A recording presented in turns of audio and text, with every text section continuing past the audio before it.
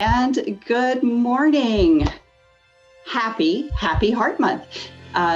Today kicks off Heart Month 2021, and this is certainly our favorite time of the year because we know all during the month of February, there's going to be a lot of focus on how to live heart healthy. And that's something that we want to share with you every day during the month of February. My name is Shaiyla Caldwell, and I am the president and founder of the Heart2Heart Foundation. We're a grassroots organization based in York County, South Carolina, which is actually part of the Charlotte, North Carolina metro area, serving the entire state of South Carolina and our region. And through our advocacy group, the Red Heart Mamas, we actually have members from all over the country. So if you want to learn more about the Heart2Heart Foundation, feel free to visit us on our website, the heart2heartfoundation.org. So during the month of February, one of the things we wanted to challenge everybody to do, and it's also the foundation of good heart health. The good news is it's never too early to start, and it's never too late to start to make good nutrition the cornerstone of your heart health. So our challenge for you this month is just one day a week, just one day a week. We want you to try plant-based eating. So today we have Meatless Monday, and we are so excited to welcome Chef Shonali Thomas from Splendicious. Good morning, Shonali. Oh my gosh, look at that kitchen and that counter. Yes, that is my fancy little countertop that I had made for me. I love butcher blocks, so now I've got one gigantic cutting board that we can use. That is so functional. That is so functional. Everything looks delicious. I don't want to spoil what you have in plan today. But so before we get started, we're going to give everybody a little bit of time to join us here. If you are watching us on Facebook Live, don't forget, you can ask questions down below in the comment sections. We'll be monitoring those. And as those questions come in, we'll pose those over to our chef this morning. So before we get started with this yummy recipe you have for us for this Meatless Monday, tell us a little bit more about you. Well, I am out of Fort Mill, and we pretty much service all of the Charlotte and Rock Hill surrounding areas in this part of town. And I'm a personal chef. We do all things food here. My business is called Splendicious Kitchen, and it has been in business for 12 years, I believe. And so we do catering, we do meal prep, we have a big freezer meal program. I do a lot of personal chef stuff for personal clients and private clients and that kind of stuff. And we teach classes, we have cooking parties. I have a little chef's program where we teach kids in the schools. Once COVID's over, we can go back. But that's probably one of my favorite things is we teach the kids in the schools from K through 5, and they learn the ins and outs of a kitchen and how to work with other people. And most important is they learn about seasonal fruits and vegetables, and really, like, it's such a good class for all people to take because there's so many things that people just don't know, like what's in season here where we live, what's in season, there, that kind of thing. So that's one of my favorite things is to source all the stuff that we have here and try and get stuff locally and use fresh veggies and fresh herbs and homemade spices and that kind of stuff that don't have preservatives, and try and stay away from the boxed and the canned items and stay with the easy things, which honestly, if you go to the store and you buy this frozen meal and you compare like how quickly is it going to take you to make this quick homemade meal as to putting that one in the oven, and it's really probably a little bit faster, maybe the same amount of time, but you know what you're eating when you're making it homemade. There's none of those big fancy words that you can't pronounce that have all letters in there. And so I just, in all of the cooking that I do, I don't cut a lot of costs. I believe in quality over quantity. So I use the best ingredients that I can get. We make all of our sauces and spice blends, which we sell as well. And I just love to cook. So if I hear, if I can inspire anyone, I think that's what my job is to do that. So yeah, all things food. And, and it's clean eating. And so you hear a lot of, buzzwords and catchphrases out there today, the clean eating and the plant-based eating. And I think a lot of people get lost into what that means. And what we encourage people to do, because we know that everybody starts from the same place. You have to start somewhere. You may be starting from a point of just trying to eat healthier. And so we encourage eating real food. And I love what you said. If it comes in a box, a bag, or a bottle, chances are it's got a lot of ingredients there that's not nutritious for your body. It's not going to feed your body. It's not going to help you health-wise. And certainly, challenging people to try, for me personally, that is something that I did right after my heart attack. Is I adopted, that was my first step, that on Monday, that was Meatless Monday. And I've kept that, and then it became most days of the week. And it's not that we're anti-meat, but it is for everybody to understand where they are health-wise and what that balanced nutrition is for them. So this is a good start if somebody wants to try. So I am going to let you take over from here, and I'm going to disappear so that so you have the floor, but if you need me, just holler for me to come back and I'll be happy to do that for you. So I will. All right. All right. And if anyone has questions, like Shaiyla said, you guys just pop those on the Facebook Live and she'll ask me and then I will answer them for you. So today we are going to do a plant-based meal, which is very easy to do. If you love veggies, we're going to show you a couple different ways to cook them and cut them and all that good stuff. So we're going to make a power bowl. I love bowl items or bowl dishes. There's so many that you can do. This one's really cool because you can change up your sauces, you can change up your veggies, you can pretty much change up anything, and you can prep all of it ahead of time for your week, and then you can mix and match and make these bowls. And they're so fulfilling.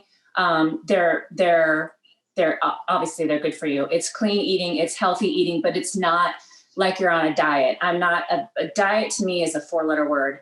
And I feel like if you just adapt the good habits into your eating habits, then you're not feeling like you're on a diet. So throw an extra veggie in and make your protein, your meat, if you are eating meat at some point, make that portion smaller and make your veggies larger, kind of thing. So we're going to start off with roasting some cauliflower.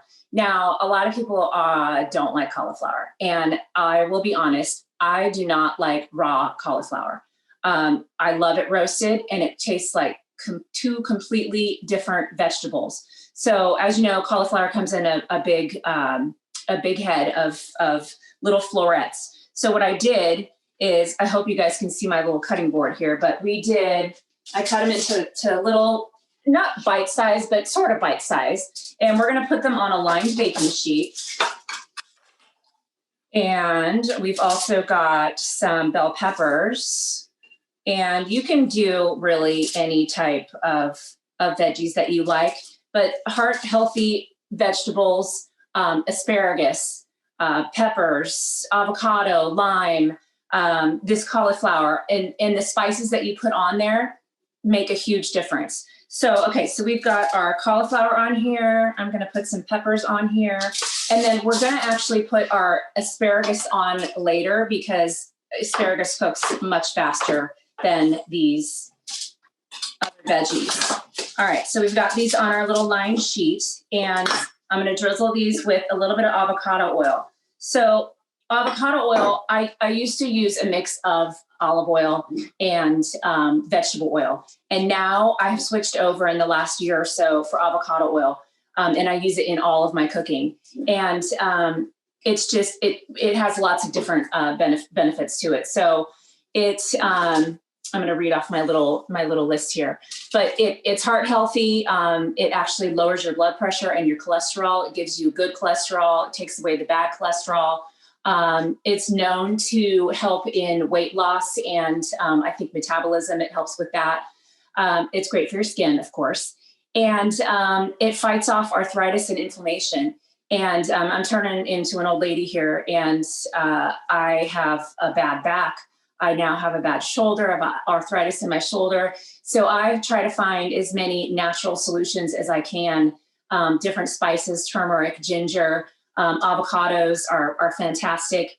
So those are all things that you can just very easily incorporate into your diet.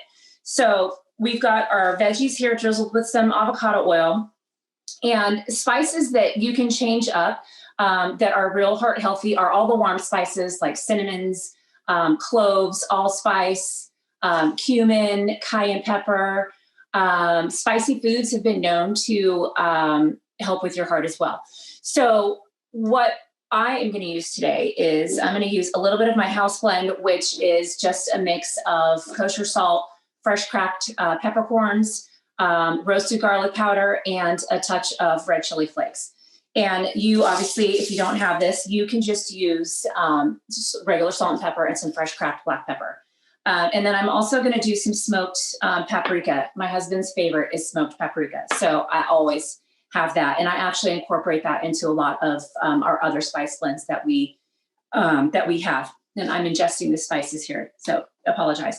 So we want to get that on there, and we're going to give that a little toss. And when you're roasting veggies, you want to make sure, you can see on my sheet here, that they are not crowded. If you have too many veggies on your sheet, then what's going to happen is you're going to end up with a steaming effect, and your veggies are not going to get that nice golden nutty flavor that you want. Now with cauliflower, this is one of the things I love to teach my kids is in the schools, is that when we go to make our vegetable, whatever we put it in, is I have them taste it in the raw form, and then I have them taste it in a cooked form. And then we put it into whatever it is that we're cooking. Usually it's some sort of baked item because that's the time frame that we have. But it's amazing the things that you can actually, veggies that you can put into a baked item. I think our number one item that we make in those little chef's classes are broccoli brownies. And everyone says, ew, ew, ew, that's so gross. And then by the time we're done, they're like, how many do we get to take home? Because they love them. They're so cute.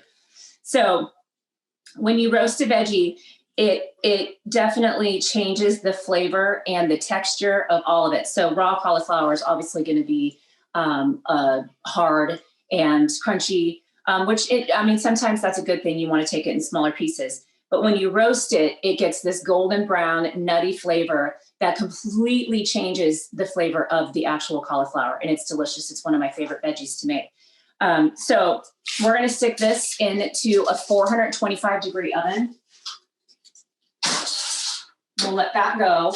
And that's going to cook for about 25-ish minutes. And we're going to toss it once in between. And what that's going to do is you want to make sure it tosses, because on that bottom, it's going to get that nice, crispy, golden flavor to it. And you're going to flip it so that the whole piece of cauliflower and all that gets it. So when we flip it, we're going to put our asparagus on there.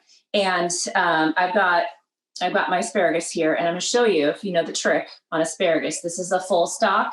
If you take your asparagus and you just click it, bend it, wherever it breaks is where you want to cut it, because this end right here is going to be a real woodsy, tough, and not so enjoyable to eat. So my dog gets the half of these. He loves veggies. So that's what you want to do. And then we're just going to cut the asparagus. Oh, and there he is. We're just going to cut the asparagus into little bite-sized pieces, like 1-inch size pieces, because you want everything to be kind of the same size, so that when you're cooking it, it cooks at the same amount in there. And the reason why we're doing that asparagus later is because it cooks so fast. I mean, literally when you're roasting asparagus, you want to put that in at 375, maybe 400, and you cook it for like 6 minutes, depending on how thick the stalks are. And you'll see the difference. If you put it in there for just a few minutes longer, it gets all wilty and mushy. Probably the way that all of our moms and grandmas used to cook it is, you pick it up and it's just kind of falls apart. So a good roasted asparagus should still have a nice, slightly firm feel to it. So those are in the oven. And then we're going to make a homemade teriyaki sauce. Now, we do all of our sauces homemade. And it's very simple. And a lot of the ingredients are stuff that you have in your pantry. And I try to make our recipes with pantry friendly items, ingredients that you would have in there normally. So, I mean, pretty much everybody has some kind of soy sauce. You may not have like a hoisin or a rice vinegar, but I've always had some kind of a vinegar in there. So we're going to make a quick teriyaki sauce. And one of the nice things about a homemade sauce is I'm going to show you is I've got this bottle. This is a bottled sauce. And looking at the ingredients, yes, the first thing is soy sauce, but there are all kinds of words in here that I can't even pronounce. So the difference here is that you're going to see I've got 5, maybe 6 ingredients that we're going to put into this sauce, where this one has too many to even count. So that's something that this takes, maybe 15 minutes at the most to make. You could make a double or a triple recipe, which is what I always do. Stick the rest of it that you don't use into a mason jar, seal it up and stick it in the fridge, and it'll last you for 3 weeks to a month. So that's one of the nice things is then you've got your own sauce, and you probably spent maybe less than what the jarred sauce was. So we're going to start with some soy sauce. And when we cook pretty much everything gluten-free. I have so many clients and people who ask for gluten-free that I just use these coconut aminos. They taste the same as soy sauce to me, and it costs a little bit more, but it's just so much easier to just do it that way instead of having to do like 2 people's, with the gluten-free, the rest of them in the regular. So we just do it all like this. Even our freezer meals, we make all of our meals gluten-free. So, which is one of the benefits and why we have so many clients is because these days everyone's gluten-free, dairy-free, low carb. There's all those, pretty much everything. So we try and make our meals as simple and healthy as possible for everybody to enjoy, and they're still tasty. So we're going to do about a half a cup of our soy sauce, and you could also use a tamari. You could use regular soy sauce, of course. So we've got that, and then we're going to do a little bit of hoisin. Now, a hoisin is it has like a sweet and salty type flavor, and and it's also thick. So, I mean, this does have a little bit of those words that you can't pronounce, but we're only using a couple of tablespoons of it. So in the end, you're not getting that much of it. So, and then another nice vinegar to always have in your pantry is a rice vinegar. I like to have a jar or a bottle of every type of vinegar there is, and I make homemade salad dressings. And it's the quickest, most easy salad dressing that you could make on the planet. It's a good olive oil. It's your favorite vinegar, a splash of mustard, some herbs, a little salt and pepper, and boom, you've got a delicious salad dressing. And with those, again, you could make a jar of those, keep those in the fridge, and every time you need it, you just shake it, give it a little drizzle, keep it in the fridge for a week or so, and then you're good to go. So we're going to do a couple tablespoons of the rice vinegar. And you can see I'm not a big measuring person. This is why I'm the worst baker on the planet. So I was taught to cook from the time I was little like my mom, my grandmother, all of them poor. My mom and my dad are both fantastic cooks. My sister and my brother are fantastic cooks. And so we just kind of dump. And when I wrote my cookbook, it was so hard for me because, I know all these recipes, but I had to go back and measure to say like, oh my gosh, how much did I pour in there and that kind of thing. So it took me a year to write that book and have to, write those things down and how much did I measure to put in there. So, and half the time I don't remember what I wrote down on my recipes. So I have to follow them myself, just like everybody else does. So, all right. So we got our rice vinegar, our hoisin, and we have a half a cup of water, and we're going to put a tablespoon of cornstarch. Now, if you guys know, cornstarch is a thickener. So we're going to put that in there, stir that up. You always want to put that into a liquid before you add it to something because it'll lump up. You don't want it to get lumpy. And you want to put this in when your sauce is hot. So now that we've got all of those things in there, I'm pretty sure I've got everything I needed. Oh, we need some garlic. Let me grab some garlic. All right, so we're gonna put a little bit of minced garlic. I'm a cheater. I use the jar, and you can most definitely use fresh garlic. I'm gonna put about a tablespoon in there. Garlic is one of the spices that are really good for you. So use it up, and you want to get that in there. And I think I got everything. We're gonna put a little bit of brown sugar. Now, sugars aren't obviously a good for you in any way. And there's all kinds of, sugar-free stuff. But if you're going to use sugar, use a brown sugar. This only has 2 tablespoons in it. And in the long run, we're making pretty much 2 cups of sauce. So by the time you calculate how much brown sugar you actually had, if you drizzled this on your little bowl, it really isn't that much. So we want to get that nice and stirred up. We're going to put that on the stove. You just want to stir it. I'm not going to turn the burner on because I will forget that it's on, and you will see this boil over behind you while I'm busy talking to you guys. So we're going to do that and let that cook down. Once that has simmered for about 5-ish minutes, you're going to want to put in your cornstarch mixture. And what that's going to do is once it comes to a boil, the sauce is going to get super thick, viscous, and it's going to be a nice silky sauce, which I've got some that's already made here. And you can see that's got a nice thickness to it.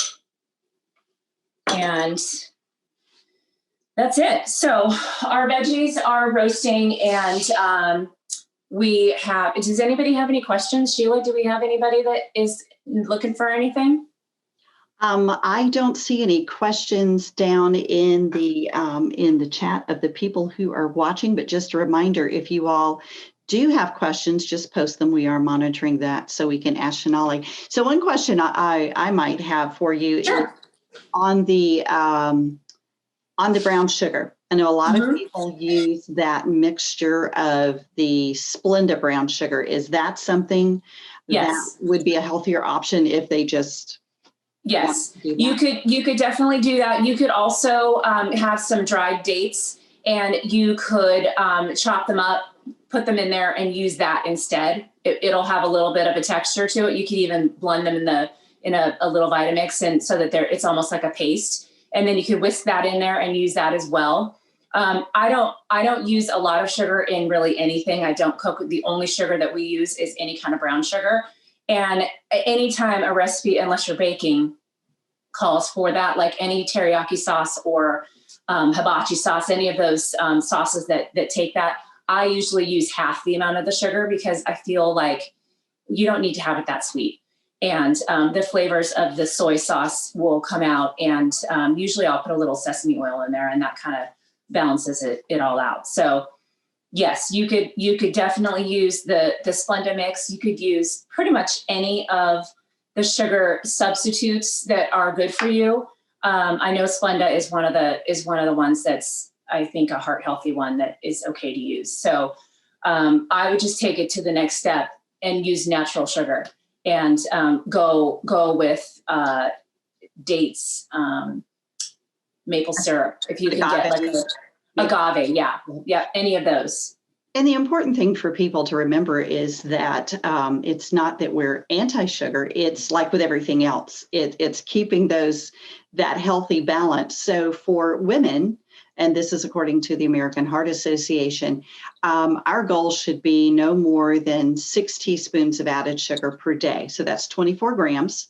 For men, because they're bigger and they process it differently, they can have as much as 9 teaspoons of added sugar per day. That's 36 grams. So what we like to teach people to do is, we're not telling you, cut sugar completely out of your diet. Of course, if you have diabetes or pre-diabetes, you're watching those things very carefully, but it's really finding what those balances are.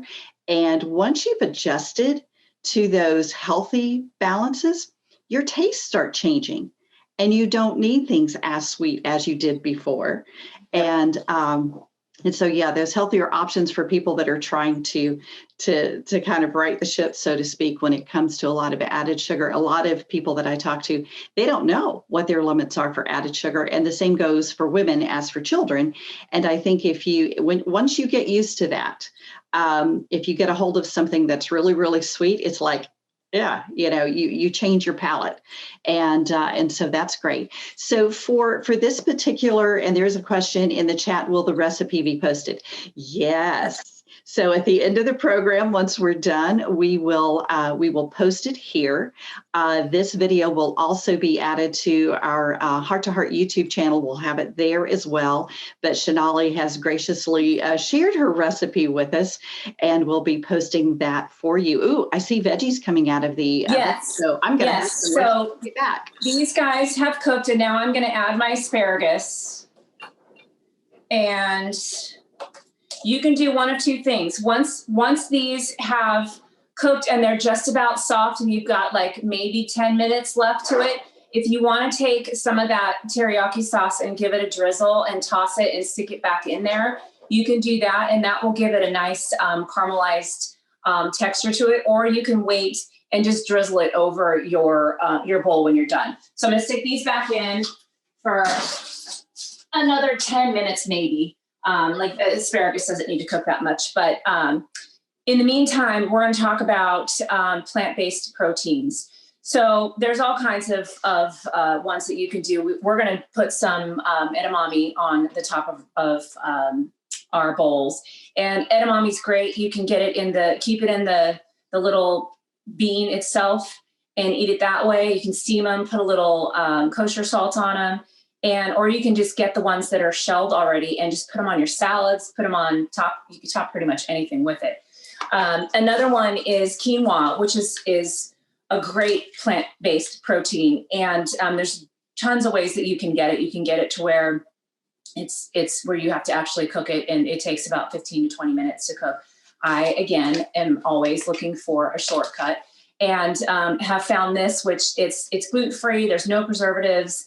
It's in a BPA package that all you have to do is stick it in the microwave and warm it up. Usually I take it out, I put it in a little saucepan, and I'll use a little bit of a tiny bit of bouillon and put it in some warm water and cook it that way, really just warming it up. So this is a great one. It's just plain quinoa with sea salt, and it's flavored, it's ready to go. It's awesome. So you could do that. You could do a brown rice. You could do a farro. Those are all the other grains that I have on this recipe. Another one is if you love tofu, which my daughter and we love tofu. So we always have some of that here. And really, people think tofu, it has no flavor. Well, it really does not have any flavor. So the best way to do this is use your spices, use your different cooking methods, and turn it into something that does have flavor. What we normally do is you drain the liquid, because it comes in a kind of a water liquid type thing, and you want to get the extra firm. And you just put it in between some paper towels, get some of that liquid out of it, because when you're cooking it, you want to make sure it's as dry as possible. Toss it with a little bit of avocado oil. And another thing about the avocado oil is it roasts vegetables it's good at a high cooking temperature. So it roasts vegetables and gives them this amazing, crunchy, crispy coating to them. So that's another reason to use the avocado oil, is it's a great high temperature cooking oil. So drizzle your cubes with a little bit of your avocado oil. Use some spices, throw some sesame oil in there if you want, and then you can do one of two things. I usually stick mine in a convection oven. I have a little smart convection oven that sits on the counter, and I stick it in there for like 10 to 15 minutes, depending on your temperature. And I usually put it at like 400. And you just it gets that outside, gets a little crispy, the inside stays a little soft. It's almost like a potato. It doesn't taste like meat, but it does have the texture sometimes of meat. And there's a lot of things that you can do with it. You could even ground it up. You could use it as kind of like a ground meat type of thing, make tacos out of it, use your Mexican type seasonings.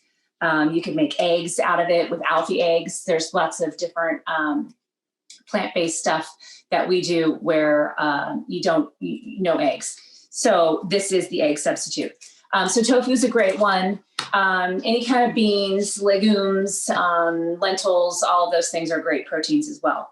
And even though this is Meatless Monday, it doesn't mean that you have to be vegetarian, vegan, or any of those things. I think what it's encouraging you to do is to just eat a little bit healthier. Not that you're on a diet, that 4-letter word, but just get it in your routine and make it a habit to maybe take less portions of your meats, more portions of your veggies. One of the things that's a big pet peeve of mine in this country is the portion control and lack of it.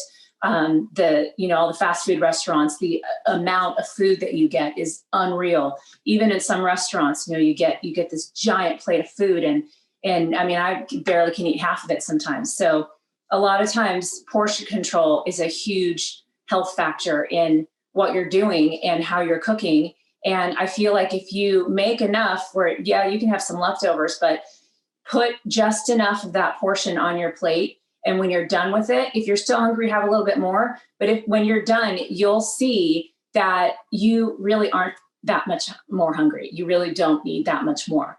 So try that, try lessening your portions. If you're a big portion person, do it slowly, gradually go down a little bit. And an actual correct portion of protein, let's say a chicken breast, is supposed to be 6 ounces. And to that, a good comparison is the palm of your hand. Your chicken breast should be about the palm of your hand.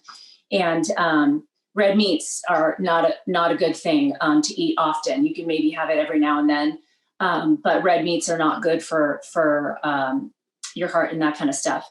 Cured meats. If you are going to do cured meats, get the good ones. If you're going to do like charcuterie boards, I teach charcuterie classes and I'm known for these huge, awesome boards. It's one of my favorite things to do. And obviously those are filled with cured meats. But buy the good ones, like the handmade salamis and the pepperonis and all of those different ones. Those are still not good for you. But if you eat just a few pieces of things instead of, eating the whole log of salami kind of thing, deli meats you'll see are the difference between like a deli meat and a cured meat. They're both cured meats, but I think that a deli meat's going to have more of those nitrates and all the bad things that you don't want. So just kind of watch those types of things. And when it comes to your proteins and meats and stuff. So I think our veggies are done. Let's see. They're almost done, but through the magic of TV, I have some that are already done. So you'll see we've got, you see this, that's hot. You can see how it's got all that crispiness and the golden brown. The asparagus is still green, so it didn't get mushy. Your peppers, let's see if I can grab one of these. I'm known to have steel fingers because I burnt myself so many times. The peppers are just enough tender. They've got a little bit of golden brown and a little bit of roasted, texture to it. So this is perfect. So now I think what we can do is build our bowl. All right, I'm gonna grab a bowl. And I made some quinoa earlier. And you can see it's just their little grains. And I don't particularly like to eat a lot of this, so I am just going to do a little bit. And the way you do bowls is any way you want. If you're putting rice, if you're putting a grain in there, you could put them in sections. You could put your rice on the bottom and then put your toppings on there. You can do it any way you want. All right, so we've got a little bit of the quinoa in there. And I think what we're going to do is put some of our veggies in. And I'm going to make it, because it's prettier this way, I'm going to make it so that you can see it in the little sections. So we'll put our veggies in there. And then I have some fresh veggies, which This is a great way, texture-wise. You eat with your eyes, so make it pretty for one. A lot of times I will be cooking just for myself or for my daughter if my husband's on a work thing, and I make our plates pretty no matter what. So I've got some purple cabbage here that I just sliced up. I'm gonna put that in there. And that's gonna give you a nice crunch factor. And then we've got some shredded carrots. So we'll put some of that in there too. All right. And then we have our edamame, which has a little crunch to it. And then let's do some avocado, some fresh avocado.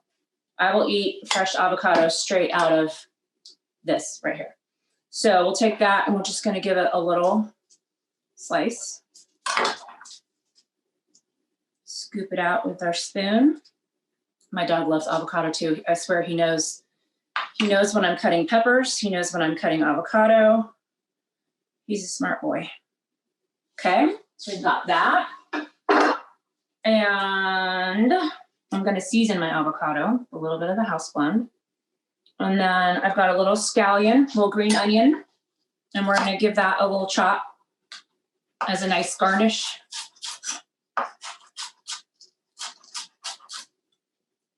Okay, and then I have some sesame seeds, which you could get toasted sesame seeds, you could get regular sesame seeds. I actually put some in my sauce when I made it earlier. And then I have a lime I'm gonna cut up here.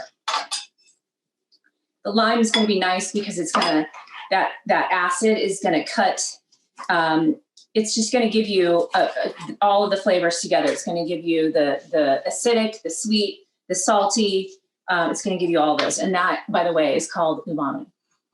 All right, so I think we have all of our goodies in here. Yes, we do. All right, now we're just gonna take our homemade teriyaki and give it a drizzle. Use as much or as little as you like. Now that is a beautiful bowl. I'll put a little, I'll squeeze the lime on here later, but for now, it's so pretty. Okay, and then a little sprinkle of sesame seeds, and boom, you've got a bowl. Now, I talked a lot during this, which I have a habit of talking too much, but you can see how quickly this bowl came together. And a lot of the things that you can do is find your favorite vegetables, roast all of those up, put them in separate containers or one big container separated, and make your different grains. Make a quinoa, make a brown rice. Find another grain that you like. Don't even use a grain. Do the tofu. Do all of that. Cook it ahead of time. Take a sundae and put all that stuff in your fridge. Make a sauce. Do a teriyaki sauce. You could do a salsa, a homemade salsa. You could do a homemade pesto. Would be a fantastic one. You could do like an Italian style bowl. Basil is a great herb that's good for you. What are some other ones? Oh, a balsamic syrup. Balsamic is one of my favorite vinegars. And you can now buy the drizzle, which is the thickened, just balsamic vinegar that's cooked down, which I used to make that myself, and it would take, forever to make. And the smells of the vinegar would make you cough. And now you can just buy it in a jar. So take some of that, drizzle that on top of your veggies. I have a client who is pretty much plant-based, and we do roasted veggie bowls, and we do sweet potatoes, we do eggplant, asparagus, peppers, mushrooms, all of that together. Stick it in there. We put a little chili flake on there and a drizzle of the balsamic syrup on it, and it's fantastic. Some dried fruits, pop some dried fruits in there, some cranberries, some blueberries. Those are all heart healthy superfoods that are fantastic. Put a little kale in there, that kind of thing. So I'm going to show you what my pretty bowl looks like. And it's good to go. And that looks awesome. I'm just like starving now, because one of my favorite things, you and I talked about this, I love the power bowls. Yeah. I mean, and that is just like super easy, because I know sometimes when we hear, hey, we're going to make our own sauces and we're going to do this, some women are just like, I don't cook. This is hard. You made Yeah. it look so easy, and it's healthy and it looks delicious. And I love the idea of making those ingredients and, putting them in the fridge. And during the week, you're getting up in the morning, maybe you're trying to get out the door, figure out what you're going to, have for work, for lunch, and you can put those things together. If, the family comes in later, it's busy. Maybe you didn't have time to cook that evening. They can grab it, put the bowl together. I mean, it is so practical and so delicious in so many different ways. But I love all of those ingredients. That's awesome. And I love the options of where you can kind of change it up. But that is amazing. So a quick question for you regarding Splendicious, the Splendicious Kitchen. And I know you mentioned that you have a lot of clients. So tell us a little bit more about what you do, because I know you teach this and you have clients that you work with. And you mentioned something about freezer meals. And I think some ears picked up. It's like, ooh, freezer meals? What are those about? Yeah.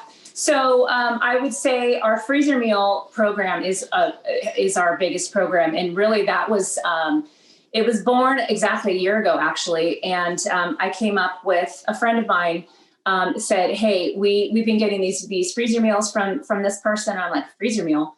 Tell me what's in it. And she's like, well, we want a healthier freezer meal. We want something with proteins that are antibiotic free. We want no preservatives. We want no MSG.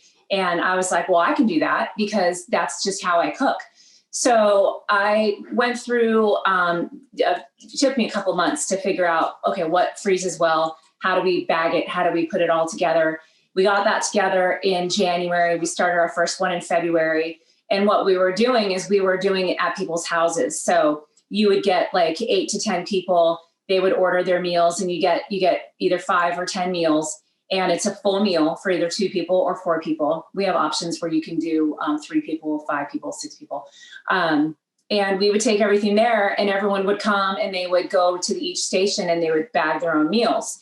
And it was super fun. We had a ton of them. We were booked all the way like 3 months in advance. And then COVID came. So obviously we had to cancel all of those. I lost all of my catering jobs. It was right when, the fundraising was going on and all of that. So I lost so many events and stuff. So I was like, oh my gosh, what do I do to turn this around and where I can keep my team myself employed, and still feed people.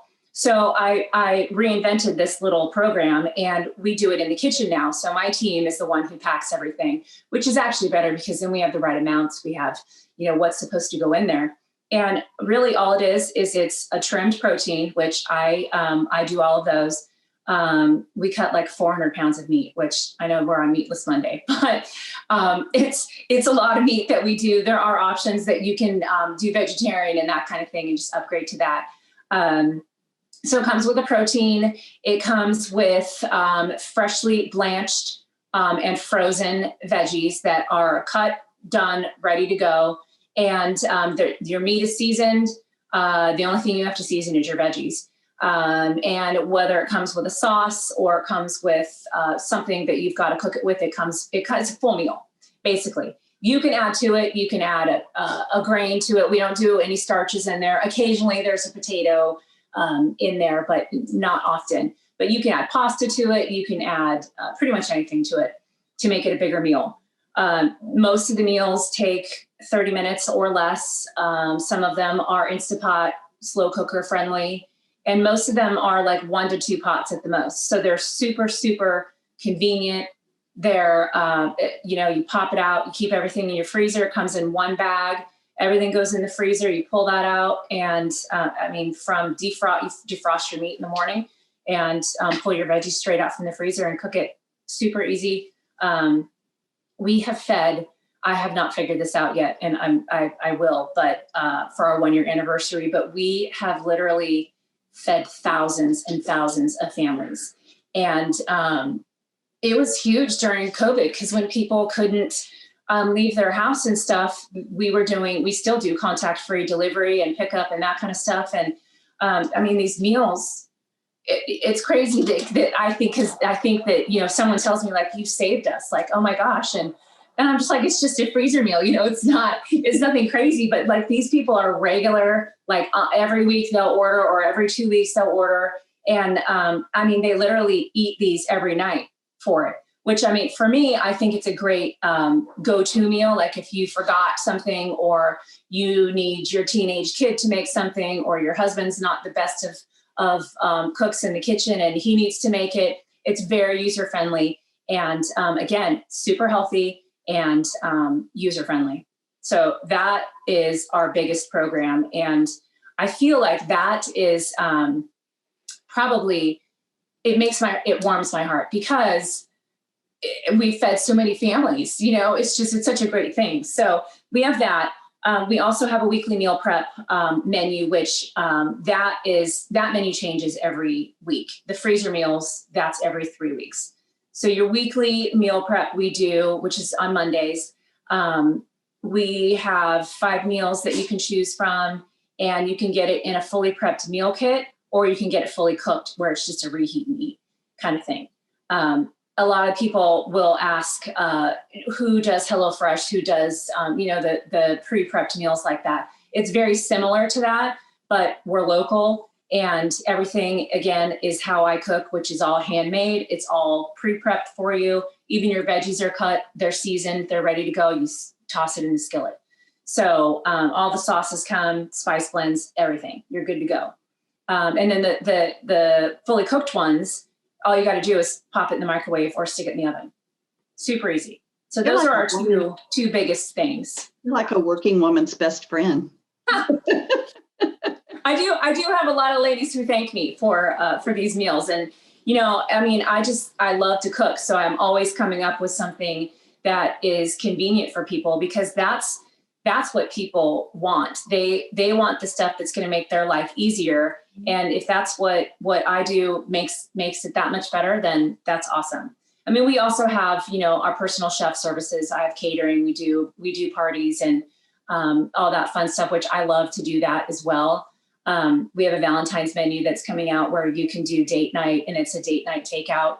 And you order. We've got a prefix menu that you can order, you know, an appetizer, a main course, and a dessert. And you can either have it picked up or delivered. And you have Valentine's date night at home. And we were doing that before COVID. But we have the date night takeout all the time, and people love it. You get a filet. My husband grills a filet for me. I bring all the stuff back from the kitchen, pop that filet in there, and boom, it's ready to go. So we do specialty menus like that. Cocoa bombs are huge. They were the big trend of Christmas time. And I can't even tell you how many we made. It was well over 1,000. And so we have that. I mean, we have so many different things. We have gourmet foods that we sell in the little stores, local stores. We have spice blends, sauces, jams, jellies, all kinds of goodies. It pretty much, when it comes to food, if it has anything to do with food, I'm doing it. She's the queen of foodies, the queen. We do have one question in the chat from Deb. Do you use balsamic syrup prior to serving, or can it be used prior to cooking? Hi, Deb. Thanks for watching. I would use that afterwards, because what's going to happen is when you put that on prior to cooking, it's gonna burn, because the syrup has actually cooked down into a sugary-like substance. So when you go to cook that, like if you coated your meat and you stuck it in, or your veggies, and you stuck it in the oven and cooked it, it would actually burn. So what you would want to do is save that for your drizzle at the end.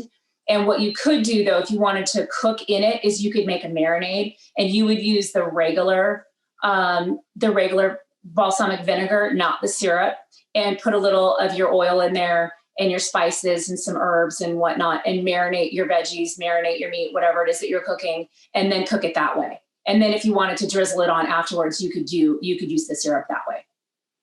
And a syrup is actually fantastic to use in a homemade dressing, because it's already thick, and you just do your extra virgin olive oil, put a little bit of your balsamic syrup in there, a little Dijon mustard, whisk it up. You could even put it in a little mason jar and shake it up, and boom, you've got salad dressing. Shonali, thank you so much again for doing this today. This will be available for replay through our Facebook page. You can link to it, of course, and we'll put it over on the YouTube channel. So share it. And the recipe will be posted here shortly. So you will be able to run out to the store. And maybe this is what's for dinner tonight on Meatless Monday. Awesome. Good idea. Thank you guys so much for watching. Thank you. And that is it for this edition of Meatless Monday. Join us throughout the month of February. We will be doing different segments each day. Mondays are Meatless Monday, just to kind of help those of you who are trying the plant-based eating plan, to give you some ideas and show you that it can be healthy and tasty and easy and fun to put together.